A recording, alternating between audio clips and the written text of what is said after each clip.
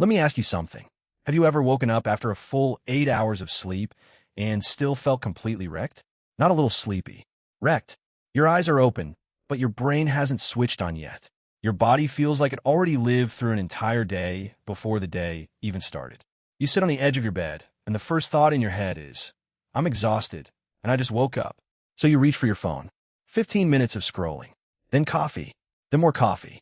And by lunch, you want to lie down again. And you tell yourself, maybe I just need more sleep. Or maybe I'm lazy. Or the most dangerous one, maybe this is just what adult life feels like now. No, it's almost never about the amount of sleep. I'm going to show you exactly why you can sleep 8 hours and still be tired. You will recognize yourself in at least 3 of these. And by the end, you'll know exactly what to change starting tonight. Reason 1, you're waking up at the wrong point inside your own sleep. Sleep isn't a flat line. It runs in cycles of roughly 90 minutes. Inside each cycle you move through light sleep, deep sleep, and dreaming sleep. Deep sleep repairs the body. Dream sleep repairs the mind. Here's what matters. If your alarm rips you out of deep sleep, you wake up like someone pulled you out from underwater. That state even has a name, sleep inertia. It can last up to an hour. Your brain is physically not running yet. That's why 6 hours sometimes feels better than 8. You just happen to land at the end of cycle. What to do? Count your sleep in cycles, not hours. 1.5, 3, 4.5, 6, 7.5, 9. Take that number back from the time you need to get up, plus 15 minutes to fall asleep. That's your bedtime. Reason 2, and it comes straight out of the first one. You don't have a consistent sleep time. Monday you went to bed at 11. Tuesday at 1. Friday at 3. Saturday you slept until 2 in the afternoon. You call this catching up on sleep. Your body calls it flying across 5 time zones every single weekend. You have a clock inside you. It controls body temperature, hormones, focus, hunger. That clock does not care about your weekly total. It cares that things happen at the same time. What to do? Pick one wake-up time and hold it 7 days a week. Yes, including weekends. Give yourself a 1-hour window, no more. The first few days will be rough. After a week, you'll start waking up a couple of minutes before your alarm. That's the signal your clock is back in place. Reason 3, you're handling light wrong. And this is the most underrated one on the list. Your brain figures out whether it's day or night through exactly one channel, the light that hits your eyes. There is no other way. So what happens to you? In the morning, you wake up in a dark room, turn on your phone, and disappear into it.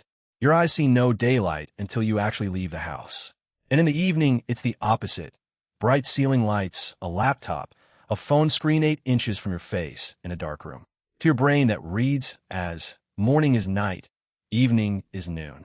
So it honestly pushes your melatonin 2 or 3 hours later. You lie down at 11, but inside you it's still 9 in the evening. You lie there awake, and the alarm still goes off at 7. What to do? First, within 30 minutes of waking up, get 10 minutes of daylight. Step outside or stand by a window. No sunglasses. It beats coffee, and it's free. Second, an hour before bed, kill the ceiling light. Use warm lamps below eye level, and put the phone down.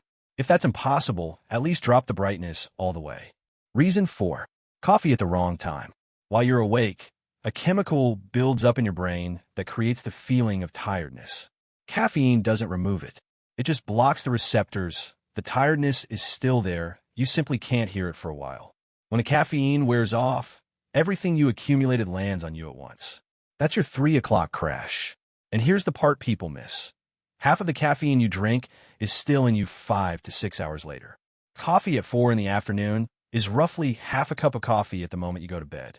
You might still fall asleep, but your deep sleep gets noticeably shorter. And in the morning, wrecked again. What to do? No coffee for the first 90 minutes after waking. Let your body wake itself up. And a hard rule. Last cup before 2 in the afternoon. Give it 1 week. You'll be surprised by your mornings. Reason 5, and this is the key one. You're confusing physical tiredness with mental tiredness. Look, you sat all day.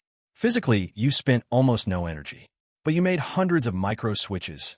Chat, email, feed, notification, chat again. Every switch costs attention. Your brain can't run 2 things at once.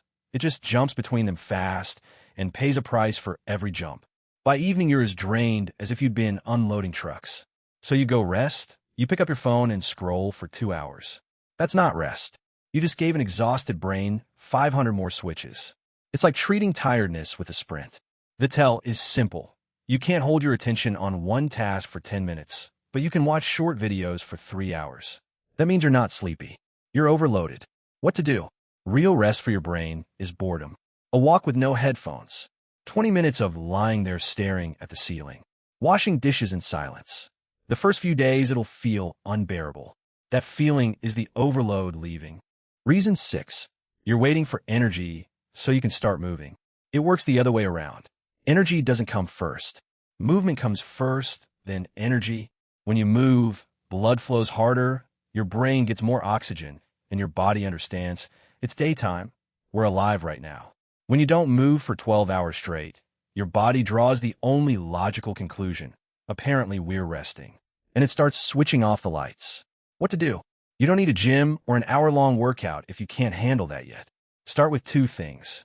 First, forget 10,000 steps. Start with 3,000, but every day. Second, every hour you're sitting, stand up for 2 minutes. Walk to the kitchen and back. Within a week, you'll notice the evening crash getting weaker. Reason 7. Your breakfast is working against you.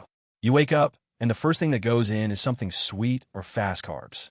Your blood sugar spikes. You feel great for about 40 minutes. Then it drops, and you're in a deeper hole than before you ate. 3 or 4 times a day. That's not living, that's a roller coaster. And water. Overnight, you lose fluid through breathing and skin. You wake up already dehydrated.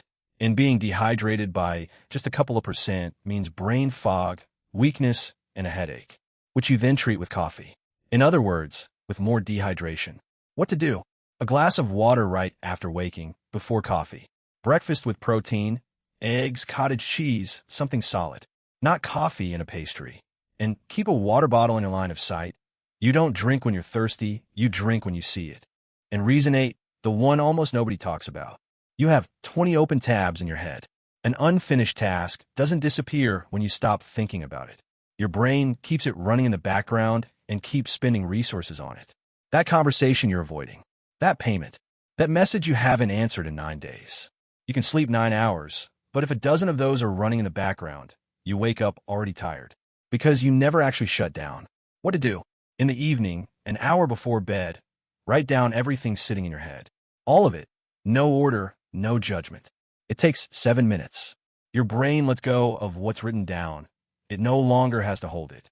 And separately, pick the one thing you've been putting off the longest and close it tomorrow. You will physically feel the difference. One important note. If you honestly did everything in this video, held it for a month, and the tiredness is exactly the same, it might not be about habits at all. Chronic fatigue can be a sign of low iron, low vitamin D, thyroid problems, or sleep apnea, where your breathing stops dozens of times a night and you never notice. None of that gets fixed by a daily routine.